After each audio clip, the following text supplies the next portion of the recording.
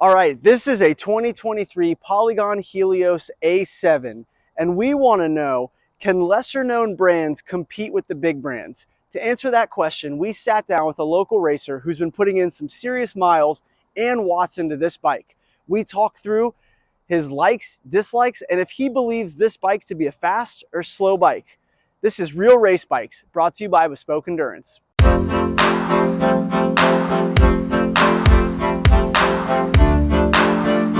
This is a 2023 Polygon Helios A7. It features a 105 mechanical 12-speed group set, Elitewheels Carbon ENT 2.0, and weighs between 19 and 20 pounds.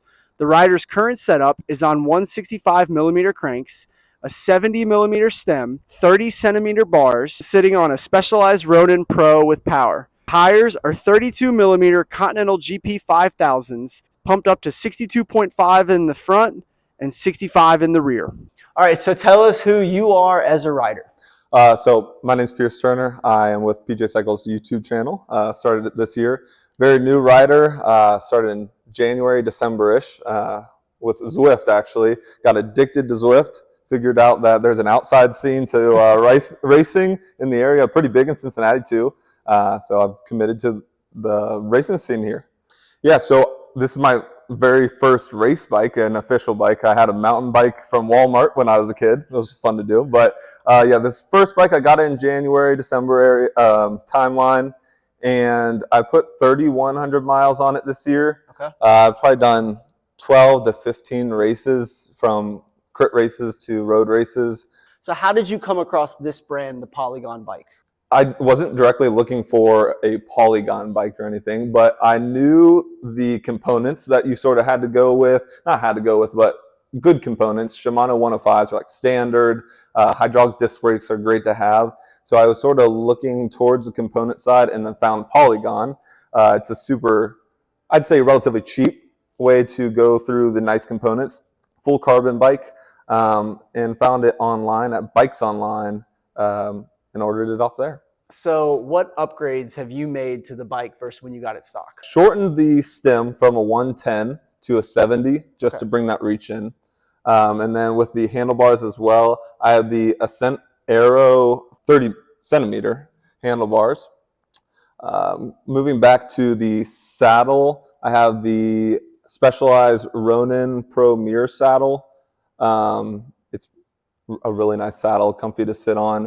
I think it's 3D printed. And then we move to the wheels. So the wheels are from Elitewheels, and they actually started on AliExpress by themselves. They just were only sold on AliExpress. And GCN actually took them as a sponsor, I think. So they started recommending these wheels, and then Trace Velo on YouTube also recommended these wheels.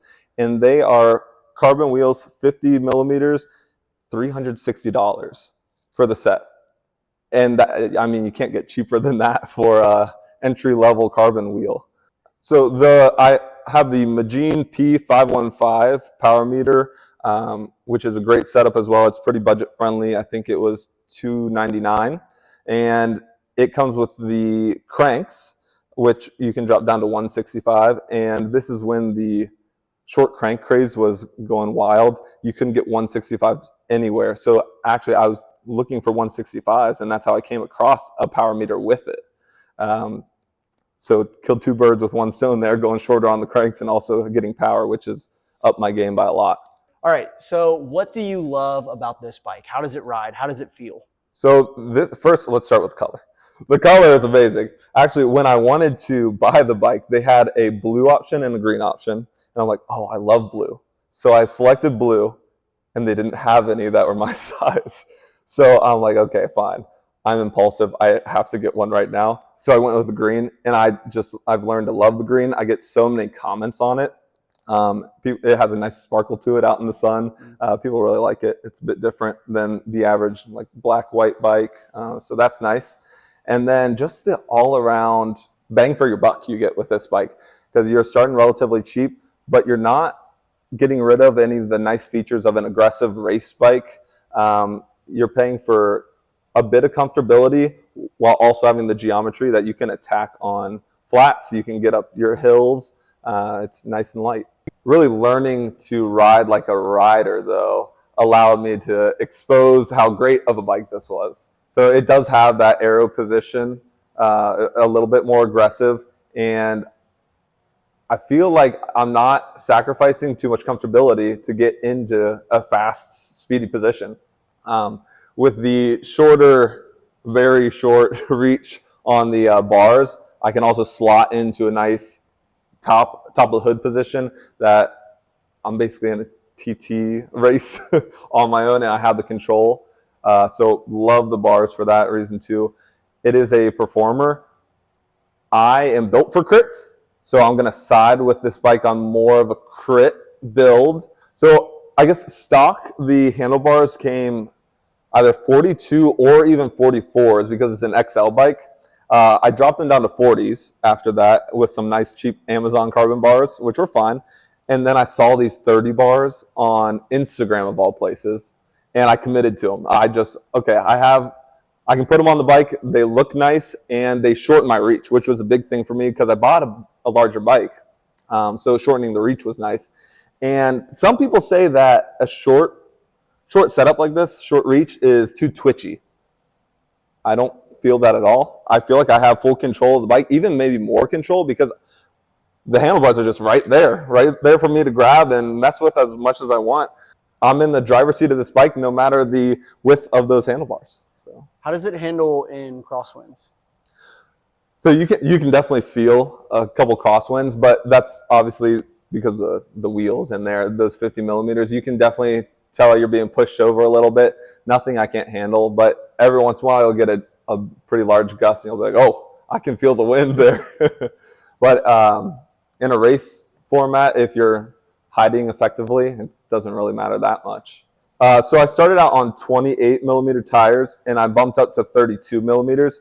And let me tell you, it is a world of a difference. If you have not tried 32s for crits, you corner like it's nothing. You stick so hard. You guys did the Hyde Park race on that 180. I was holding speed, carrying through that like it was no problem. I actually had somebody come up to me afterwards and say, how do you stick going that fast through a 180? It's the 32s. They're so nice. I would recommend them to everybody. So what do you not like about the bike? Okay, so I'll start with the bike purchasing process. You cannot get this in stores. You get it online. Bikes Online, super helpful. They're really good about sending you stuff if they're missing it or whatnot. But one thing you can't get is a fit. You can't test ride it. You can't see if it's going to be exactly what you want. You sort of have to throw something out there and hope it works for you. So I ordered the XL because off their sizing charts, it's what I would have fit in. Way too big. Way too big. How tall are you? So I'm 6'1", okay. And it threw me at the top of the large and the bottom of the XL. And being new to biking, I didn't know it was better to have a little bit shorter of a bike because you can extend things way easier than you can compact everything. So that's the first thing. The process is iffy, but they're super helpful. They do have a 30-day money-back guarantee where they'll switch out the bikes. I'm just lazy and didn't do that. Is this your long-term bike? I think my whole biking career I'll stick with Polygon because I love the value for Polygon, how it fits, how it feels. But I do think it is still an entry-level setup a little bit. It's a heavier frame. I do like how aerodynamic it is, but I would upgrade to the higher tier Polygon bike when the budget allows it. Okay, so the question that we've all been waiting for, is this a fast bike or is this a slow bike? Is this a fast bike? Yeah, I really think it is just a great bike all around, and it has speed. Like, I'm a heavier guy, so aerodynamics are sort of going to work better for me. Once I get moving, I'm gone. I'm new to biking, and I can still keep up with some guys that have been biking for years. I think it's solely because of bike, honestly. The narrow handlebars, the frame, everything works well. I'm putting out some numbers, just saying. I'm new, but I'm putting out some numbers, and I can thank the bike for it. Got a race bike that you think deserves the spotlight? Drop a comment or DM us, and we'd love to feature your ride. Also, be sure to follow along with PJ Cycles on YouTube. And like and subscribe to Bespoke Endurance.